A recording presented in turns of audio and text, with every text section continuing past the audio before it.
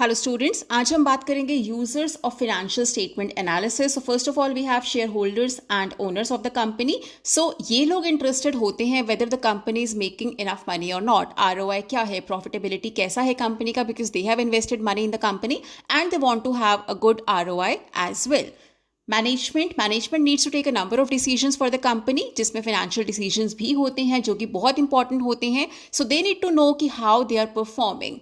They need to know कि whether the company will be able to pay the obligations when they are due or not, and whether the company is profitable enough or not. ऐसे सब information चाहिए होती है management को to take future decisions.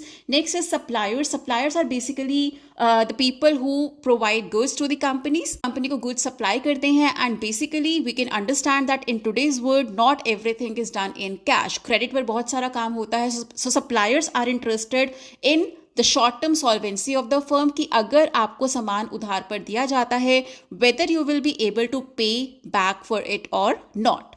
Next is banks, financial institutions, etc. So they are interested in basically long-term solvency of the firm because they will be giving credit to the company.